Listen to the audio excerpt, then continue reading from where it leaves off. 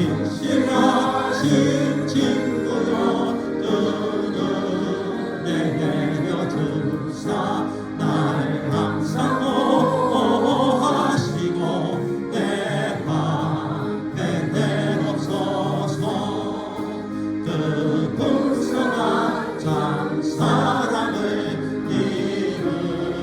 이끌 소야 날 구원하신 예수는 참 좋은 나의 친구. 아멘. 이 말씀에 주신 제목 우리 함께 합독하겠습니다. 시작. 다 하나님의 영광을 위하여 하라. 우리 영어로도 함께 읽겠습니다. 시작. To all to the glory of God. 아멘. 우리 고린도전서 10장 31절 말씀을 우리가 계속 합독합니다. 시작. 그런즉 너희가 먹든지 마시든지 무엇을 하든지 다 하나님의 영광을 위하여 하라.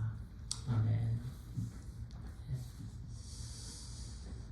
이 말씀 우리가 오늘 듣고 순종해야 됩니다. 우리가 먹든지 마시든지 무엇을 하든지 다 하나님의 영광을 위해서 하게 되는 우리 하나님의 자녀들 우리 모두가 되길 바랍니다. 지난 주일에요 이 말씀하고 오늘 말씀에는 좀 차이가 있습니다. 이 차이를 모르면 오해할 수가 있는데 그 오해가 하나님의 말씀이 좀 모순이네라는 그런 오해를 할 수도 있습니다. 지난 주일에 나누었던 우리에게 주신 말씀은 귀신과의 코이노니아, 그 코이노니아 교제, 연합, 함께함, 그 단어이지요. 그런데 우상의 제사를 귀신과 코이노니아, 귀신과 교제하는 거다. 이렇게 말씀을 주셨는데요. 그 부분에서 우리가 기억해야 될 단어는 우상의 제사입니다. 우상의 제사. 그래서 소름 부분에 우리 한국에 이전에 있었던 돼지 머리를 놓고 제사를 드리는 것, 또는 1년에 한 10번 넘게 조상신을 섬겨야 되는 그런 제사를 드리는 그런 부분들, 이런 부분들이 우상에 대한 제사가 되겠습니다. 그런데 오늘 말씀은 달라요. 이전에도 주셨던 말씀인데요. 우상 제물 자체를 먹는 거예요. 우상 제물 자체, 그러니까 음식을 먹는 것과 우상의 제사를 드리는 것은 사도 바울을 통해서 우리에게 주시는 말씀은 다릅니다. 이 죄라는 단어는요, 죄는요, 물질 자체에 있지 않습니다. 성경에서 말씀하는 죄는요, 물질에 있지 않아요. 의미에 있고 관계성 안에 있어요. 누구를 살인하면 살인 도구, 칼을 감옥에 집어넣지 않습니다. 칼에 죄가 있는 게 아니에요. 관계성에 죄가 있는 거예요. 하나님 앞에 죄를 짓는다고 할 때 의미, 하나님과의 관계 안에서 죄를 짓는 거예요. 근데 사도 바울을 통해서 우리에게 주시는 말씀, 우상에게 절을 하는 것, 우상에게 그 당시에 고린도 교회 교우들이 신전에 가서 또는 황제에게 제사를 드리고 절을 하고 제사를 드리고 그 제단에 참여하는 것, 제사에 참여하는 것을 우상은 아무것도 아니고 오직 이 세상에는 하나님 한 분입니다. 그러나 귀신과 교제하는 거다. 여기서 귀신은 타락한 천사들, 그 악한 영적 존재들과 교제하는 거다라고 말씀을 주셨는데 오늘 그 부분에 있어서는 절대 금지입니다. 하나님의 자녀들에게 주시는 말씀 노예요. 오늘 말씀에서는요 다른 말씀이에요. 거기서 나온 음식은요 이미 제사 드리는 부분에서 나온 음식이에요. 그런데 우리 이제 그 부분에 대해서 우리 조금 공부를 오늘 하는 부분입니다. 이제 이 제물에 대해서는 마지막 부분이죠. 21절에 주의 잔과 귀신의 잔을 겸하여 섬기지 못하고 주의 식탁과 귀신의 식탁에 겸하여 참여하지 못하리라. 예. 우리가 성찬식 주님의 몸을 먹고 주님의 피를 마시는 것을 또 우리가 그 우상의 제사를 드리는 것과 같은 부분이다 라고 주시는 말씀이지요. 근데 오늘 25절 26절에서요 이렇게 말씀합니다. 조금 이따 23절 24절은 조금 이따 말씀을 같이 공부하도록 하고요. 25절 26절에 무릇 시장에서 파는 것은 양심을 위하여 묻지 말고 먹으라. 이는 땅과 거기 충만한 것이 주의 것이니라. 오늘 말씀에서 중요한 단어가 있는데요. 우리가 공부해야 될 단어인데 양심입니다. 양심. 그러면 오늘 말씀에서요. 자유가 있고요. 양심이 있습니다. 자유는요. 율법의 속박으로부터의 자유입니다. 예수 그리스도 안에서의 자유함입니다. 예. 주관적인 말씀이 아니고 객관적인 하나님의 말씀이에요. 진리입니다. 자유입니다. 그리고 양심이 계속 나와요. 단어가 여러 번 나와요. 그리고 그러면 먼저 말씀을 드리면 자유가 있고 사람의 양심이 있는데 그 양심도요 불신자의 양심이 있고 신자의 양심이 있는데 다릅니다. 근데 그 중간에 중요한 단어가 있는데 그것은 사랑이에요. 사랑. 무엇보다 중요한 부분인데 사랑이에요. 자, 이 부분에서요. 무릇 시장에서 파는 것은 양심을 위하여 묻지 말라. 왜 양심을 위하여 묻지 말고 그냥 먹으라. 이 말씀에서 제사 의식에 참여하는 상황은 아닙니다. 이미 시장에 유통된 고기로서 일상적 식사에 해당되는 말씀입니다. 자유롭게 먹을 자유가 있다. 먹어라. 먹으라. 우상제사 참여는 귀신과 교제하는 거지만 정체성의 문제입니다. 하지 말라고 하셨어요. 그러나 제물 자체에는 본질적으로 죄가 있는 게 아니다라는 말씀이죠. 죄는요 아까 말씀드렸던 건데 물체에 칼에 있지 않고 관계성에 있는 부분이에요. 양심을 위하여 묻지 말고 꺼리낌이 되지 않게 해라. 꺼리낌이라는 부분은 느낌입니다. 주관적인 부분이기도 한데요. 우선 이 말씀을 공부하면서 양심의 성경적 의미를 잠깐 살펴보도록 하겠습니다. 요즘은 양심이라는 단어를 많이 사용 안 해요. 어쩌면 이전에는 양심이라는 단어를 저도 더 사용했던 것 같은데 오늘날에는 이 단어를 많이 사용하지 않는. 그런데 성경에는요 양심이 중요한 부분이에요. 사람의 옳고 그름을 규정하는 내면의 감정, 옳고 그름을 규정해주는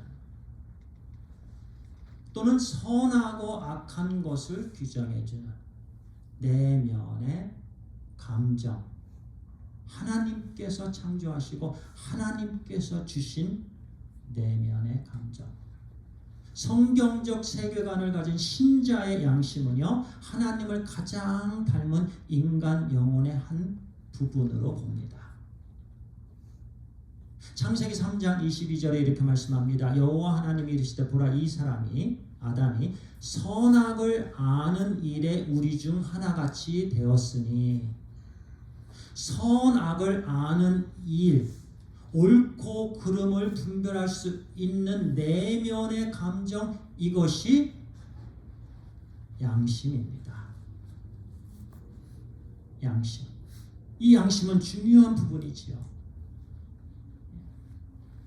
그런데 total depravity, 인간은 완전한 타락을 받았습니다. 아담 이후에 모든 사람이 죄인이에요. 이때 양심도 데미지를 받습니다. 죄로 인해서. 그래서 죄로 인해서 양심이 오염된 거예요. 그래서 죄로 인해 망가진 양심을 회복시켜주는 것은요, 우리가 사람들이요 지금도 양심을 회복시키기 위해서 노력을 하는데요, 봉사도 하고 일도 하고 착한 일도 하고 애를 많이 쓰는데요, 아무리 제 자신이 저의 양심을 회복시키기 위해서, 양심의 가책을 느끼지 않기 위해서 아무리 제 자신이 노력을 해도 제 자신 스스로는 이것을 이룰 수가 없습니다. 하나님만이 해주십니다. 오직 하나님이세요. 그래서 히브리서 10장 22절에요. 우리 마음의 뿌림을 받아 악한 양심으로부터 벗어나고 몸은 맑은 물로 씻음을 받았으니 참 마음과 온전한 믿음으로 하나님께 나아가자. 이전에는 악한 양심이에요. 예수 그리스도를 믿지 않는 타락한 죄로 여전히 죄 가운데 죄 사실에 있는 사람들은 악한 양심입니다. 그런데 우리가 마음의 뿌림을 받아 예수 그리스도의 핏뿌림이죠.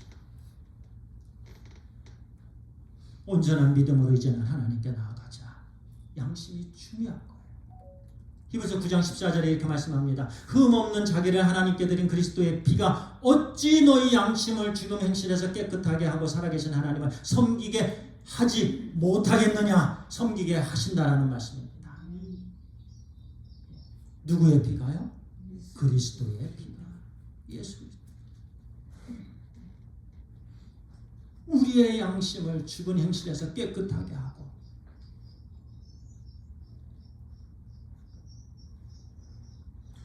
믿는 사람들은요, 예수 그리스도의 피로 양심이 깨끗해집니다. 그런데 여기서 중요한 부분은요, 절대적이지 않습니다. 저의 믿는 사람의 양심이 항상 옳다 아니에요. 자, 우리가 예수 그리스도를 믿고 나서요, 점점 예수 그리스도를 닮아가기를 노력하고요, 또 주님께서 인도해 주시는데요, 거룩함, 성화되어가는 과정, 예수 그리스도를 닮아가는 과정이 있는데요, 양심도 그렇습니다. 하나님의 말씀으로 양심이요 세워져 나가는 거예요. 양심도 자라가는 거예요. 성장하는 거예요. 선한 양심으로 점점 이 선한 양심으로 나아가는 길에 하나님께서 우리를 불러주셨어요. 우리가 부르신 바 된 거예요. 이제는 악한 양심에서 지금은 선한 양심으로 성장해 가는 과정에 있어요. 이것이 성화로 표현되는 말씀이지요.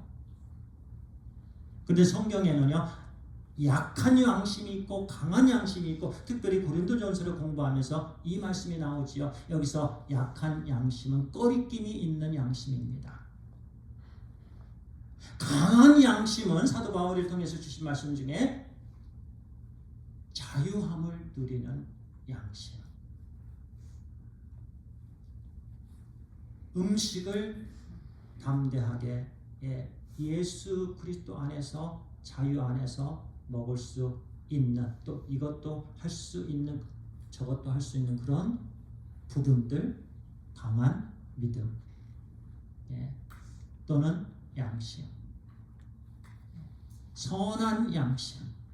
디모데전서 1장 5절 청결한 마음과 선한 양심과 사도 바울이 늘 강조하는 단어가 양심이에요. 선한 양심을 가져라. 예수 그리스도를 통해서 이제는 은혜 받은 양심.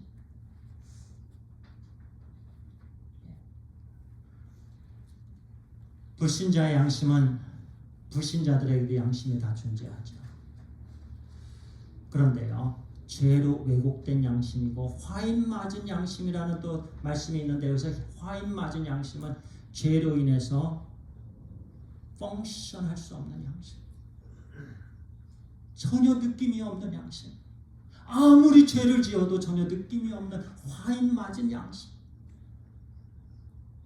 성도의 양심은 성령의 조명을 받는 양심, 말씀으로 계속 교정되어가는 양심이에요. 하나님의 은혜입니다. 이전에는 이런 양심이 없었는데, 이제는 하나님을, 예수 그리스도를 믿으면서 얻게 된 하나님의 은혜로 하나님의 말씀을 묵상하면서 이 하나님의 말씀으로 이제는 교정되어 가면서 성장하면서 거룩한 양심으로 이 말씀을 기초로 볼 때요, 우리는 이렇게 말씀을 나눌 수도 있겠습니다. 성도가, 예수 그리스도를 온전히 믿는 성도의 양심이 성령님의 조명을 받는 성도의 양심이 말씀을 통해서 점점 성장하는 성도의 양심이 꺼리낌이 있다라는 것은 성령님께서 지금 죄를 범하고 있다라고 주시는 말씀입니다. 그래서 꺼리낌이 중요한 단어이죠. 왜냐하면 우리의 양심은 이제 달라진 양심이기 때문에 그래요. 그 양심을 통해서 성령님이 말씀하십니다. 꺼리낌을 주세요. 그러면 지금 내가 이 결정은 잘못했구나, 내가 이런 부분들은 잘못했구나 하는 그런 부분으로 하나님께서 인도해 주시는데, 그 모든 부분 중에서 한 영역, 양심입니다. 자, 오늘 이 단어가 많이 나오는데요. 자, 보세요.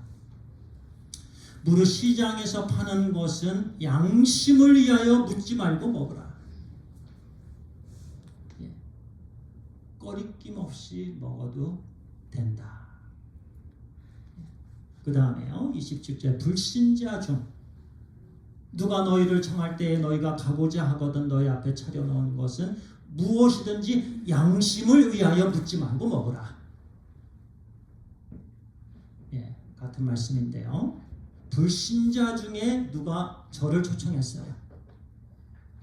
그러면 저는 그냥 불신자 가정에 가서 아무것도 묻지 말고 따지지 말고, 그런데 이 말씀의 배경은요, 그 당시에 유대인들은요 하나하나 다 검사했어요.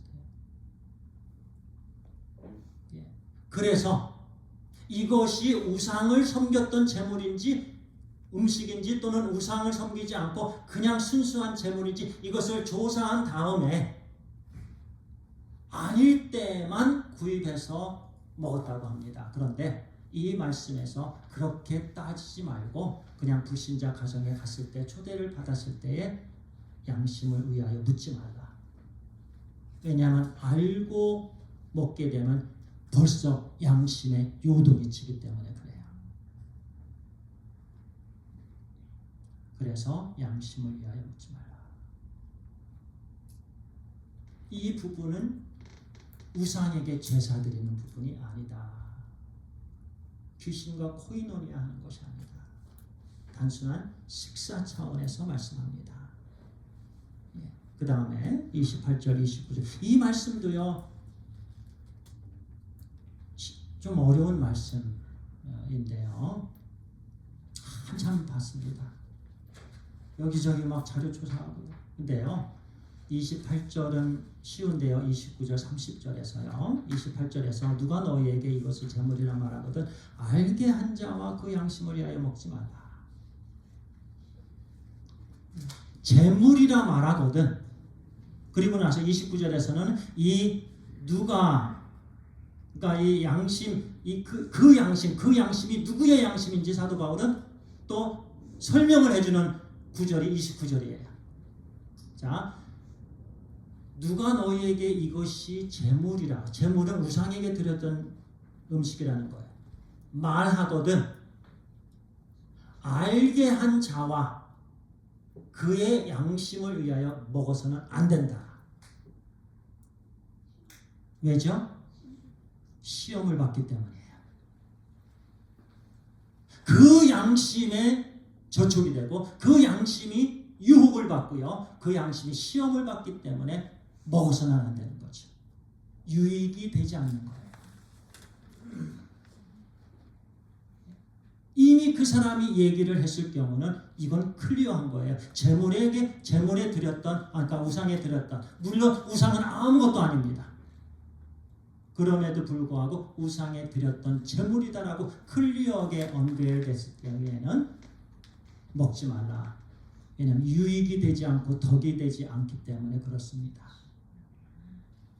그래서 29절에 내가 말한 양심은 너희의 것이 아니요 고린도전서 교우들의 것이 아니요 남의 것이다.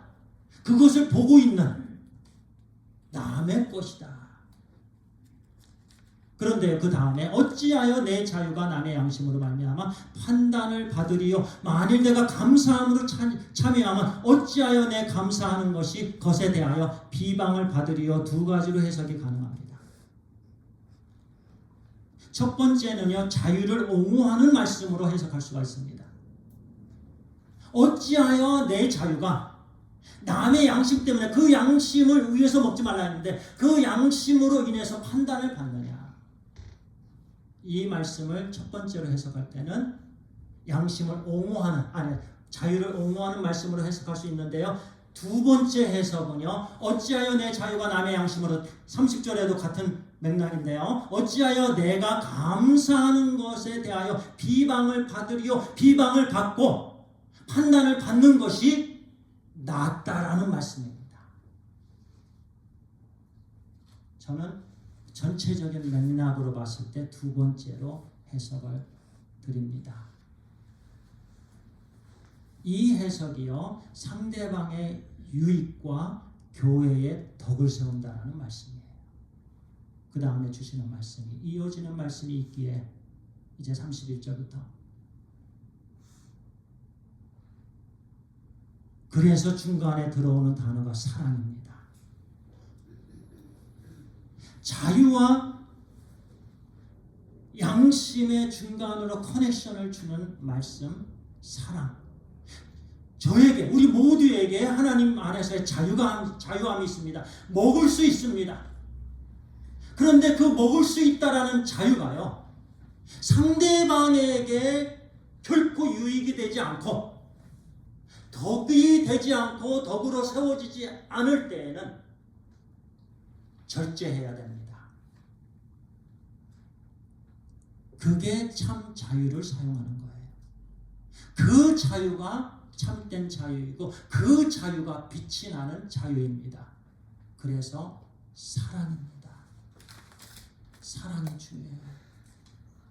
여기서 사랑이 없으면요, 고린도 교회의 문제로 들어가 버립니다. 자유가 드러나죠.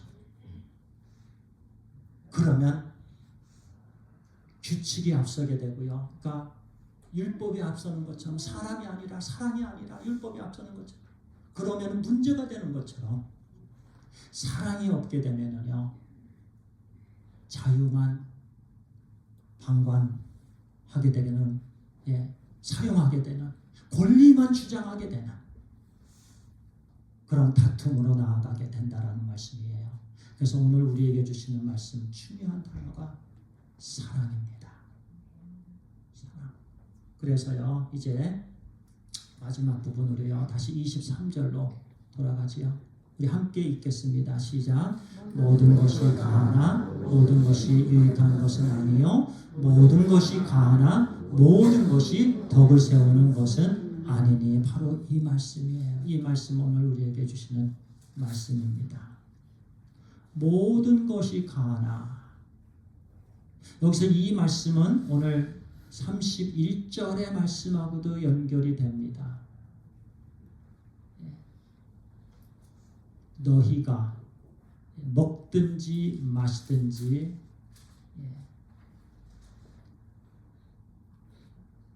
아무 일에도 어떤 일에도 모든 일에 전부가 다 하나님의 영광을 위하여 하라. 여기서 모든 것.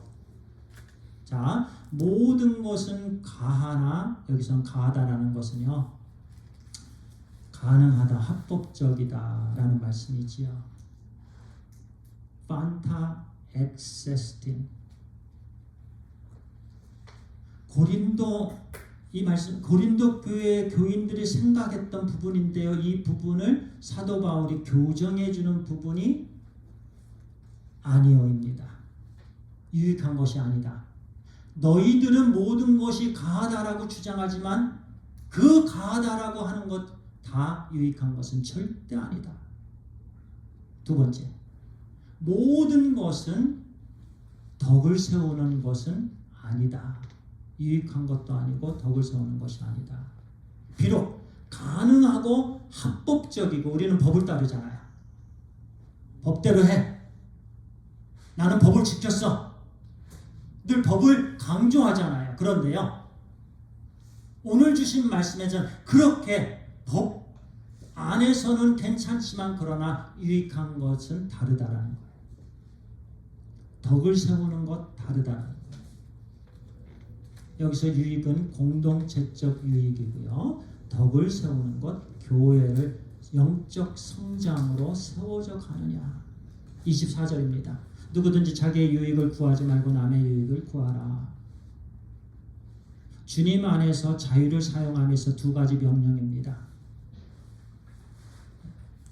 자기의 유익을 구하지 말라가 첫 번째 명령이에요. 우리는 항상 남의 유익을 구하라에 눈을 집중하는데요. 이 말씀에서 자기의 유익을 구하지 말라도 우리는 집중해야 돼요. 그래서 이 말씀은 두 가지 명령입니다. 첫 번째, 나의 유익을 구하지 말라. 현재형이에요. 명령형이에요. 계속해서 습관적으로 그런 이기심을 버리라는 거예요. 지금 이 시간에도 저의 이기심을 버리라는 거예요. 오후에도 저의 이기심을 버리고 내일도 저의 이기심을 버리고 명령입니다. 우리 각자 내 자신을 위한 이기심을 버려야 됩니다. 이것을 버리지 않고 남의 유익을 구할 수가 있을까요? 없어요. 그래서 첫 번째 명령에 순종할 때 우리는 두 번째 명령에 순종하게 됩니다. 반대로 안 돼요. 두 번째에도요, 구어라 제테이토. 현재 능력대 명령형이지요. 계속해서 해라. 지속적으로 해야 되는 거예요. 이 말씀은요. 주님을 믿는 사람들은요, 지속해서 나의 유익을 구하지 말아야 돼요. 동시에 타인의 유익을 구해야 돼요. 모든 일에 먹든지 마시든지 무엇을 하든지요. 여기서 모든 일 조금 짚어가고요. 자, 이 말씀 로마서에도 사도 바울이 언급하신 말씀인데요. 14장 15절에 만일 음식으로 말미암아 내 형제가 근심하게 되면 이는 내가 사랑으로 행하지 아니하니라. 그리스도께서 대신하여 죽으신 형제를 내 음식으로 망하게 하지 말라. 로마서 14장 21절 고기도 먹지 아니하고 포도주도 마시지 아니하고 무엇이든지 내 형제로 거리끼게 하는 일을 아니함이 아름다우니라. 로마서 15장 1, 2절 믿음이 강한 우리는 마땅히 믿음이 약한 자의 약점을 감장하고 자기를 기쁘게 하지 아니할 것이라. 우리 각 사람이 이웃을 기쁘게 하되 선을 이루고 덕을 세우도록 할지니라. 다 명령이에요. 조금 아까 주신 말씀 두 가지 명령입니다. 그리고 32절, 좀 이따 33절을 보고요. 32, 30절 유대인이나 헬라인이나 하나님의 교회나 거치는 자가 되지 말고 나와 같이 모든 일에 모든 사람을 기쁘게 하여 자신의 유익을 구하지 아니하고 많은 사람의 유익을 구하여 그들로 구원을 받게 하라. 여기서 중요한 부분들은요, 많은 사람, 모든 사람을 기쁘게 하라 이렇게 말씀합니다. 한 사람이 아니에요. 아내만 한 사람이 아니에요. 만약에 단수를 사용했을 때는 그렇게 잘못 해석할 수 있는 오해도 있어요. 하나님께서 내 아내만 사랑하라고, 아내의 유익만 구하고 아내의 덕을 세우고. 그런데 이 말씀에서 보세요. 모든 일에 모든 사람을, 내가 싫어하는 사람도 그 사람의 유익을 구하라는 거예요. 모든 사람에 그 사람이 해당이 됩니다.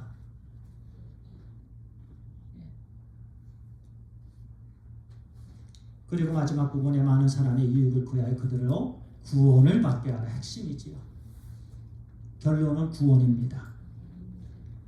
그렇게 함으로, 이렇게 함으로 나의 유익을 계속해서 굳지 않고, 두 번째, 상대방의 유익을 계속해서 구하는 것, 이 부분이 결국에는 구원을 얻게 하려는 거예요. 목적이. 이제 마지막 말씀입니다. 31절 우리 함께 읽겠습니다. 시작. 그런즉 너희가 먹든지 마시든지 무엇을 하든지 다 하나님의 영광을 위하여 하라. 아멘. 무엇을 하든지.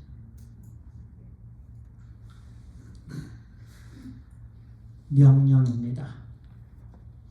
자, 먹든지 마시든지 무엇 하든지 무엇 하든지 무엇 하든지 접속사가 들어갔거든요. 자, 먹든지 마시든지 무엇을 하든지, 그러면 점진적인 거예요. 어쩌면 작은 것에서 좀 더 큰 것, 하나에서 10, 100, 10,000개, 그렇게 점점 많아지고 강해지는 그런 접속사. 먹든지 마시든지 또는 무엇을 하든지 전부 다 하나님의 영광을 위하여 하라. 한 가지만 아닙니다. 이것이 모든 크리스찬의 행동 기준입니다. 하나님의 영광이에요. 따라합니다. 하나님의 영광.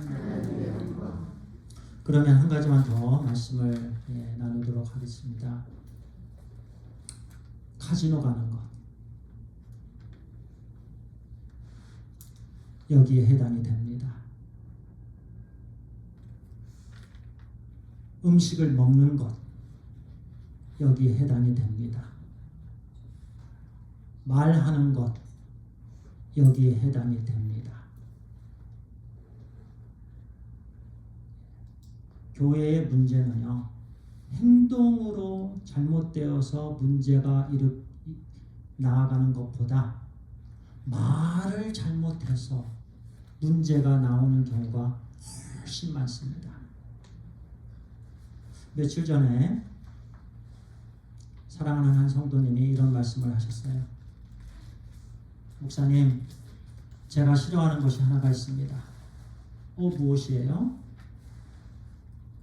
누가 나하고 대화를 할 때 그 사람이 상대방에 대해서, 다른 사람에 대해서 얘기하는 것을 저는 제일 싫어합니다. 저에게 참 큰 충격이었어요. 정말 귀한 마음이구나. 정말 귀한 마음이에요.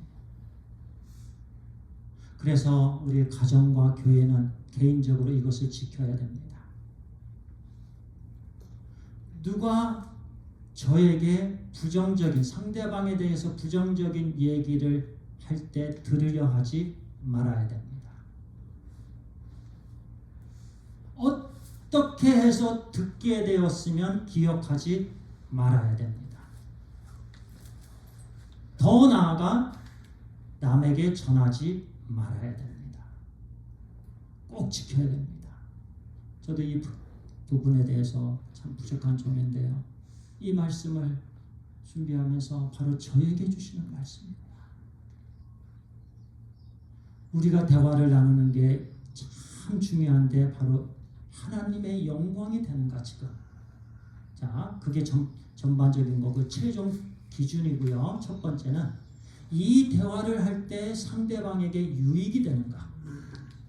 3자에 대해서 부정적이고 비판적인 얘기를 하는 것이 그 사람에게 유익이 되는가, 그 사람에게 덕이 되는가, 그 사람을 예수 그리스도께로 인도하게 되는가, 아니면 아무것도 아니고 무익한 것인가.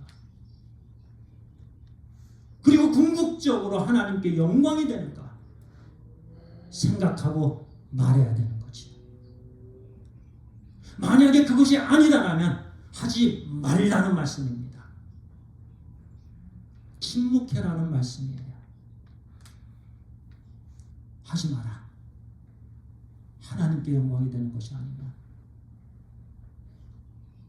늘 우리는 기준을 하나님께 영광인데 조금 더 작은 부분들은 그 사람에게 유익이 되는가? 교회의 덕이 되는가? 그 사람을 주님께로 인도하게 되는가? 중요한 질문이죠. 그래서 자연적으로 이렇게 하면 하나님께 영광이 됩니다. 하나님께 영광은 이렇게 할 때 그 순간순간마다 하나님께 기쁨이 된다는 말씀이에요. 우리같이 부족한 죄인이 어떻게 하나님께 영광을 올려드릴 수 있습니까? 말씀에 순종하는 거예요. 그러면 그것이 하나님께 영광이 됩니다. 그런 삶을 우리가 살게 되기를 간절히 소원합니다. 기도드리겠습니다. 아버지 하나님 감사합니다. 하나님 부족한 저희들에게 우리 좋으신 하나님께서 하나님의 영광을 위하여 살라고 이 엄청난 너무나도 귀한 사명을 주셨습니다. 하나님의 영광을 위한 삶, 아무도 할 수 없는, 그런데 우리를 불러주셔서 이 직분을 주시고 이 사명을 주셨습니다. 우리 하나님께서 우리를 사랑해 주셔서 하나님 이 말씀 오늘도 순종하고 내일도 순종하고 모레도 순종하며 나아가는 하나님의 아들, 딸들, 종들 다 되게 해주시기를 간절히 기도합니다. 주님 도와주시옵소서. 주님 우리를 불쌍히 여겨주셔서 주님의 능력으로 우리가 변화함을 받아 우리가 하나님의 뜻에 합당한 하나님의 자녀들로 하나님께 기쁨과 영광이 되는 그런 언행, 말과 행동이 되게 하여 주옵소서. 존귀하신 우리 주 예수 그리스도의 이름으로 기도를 드리옵나이다. 아멘.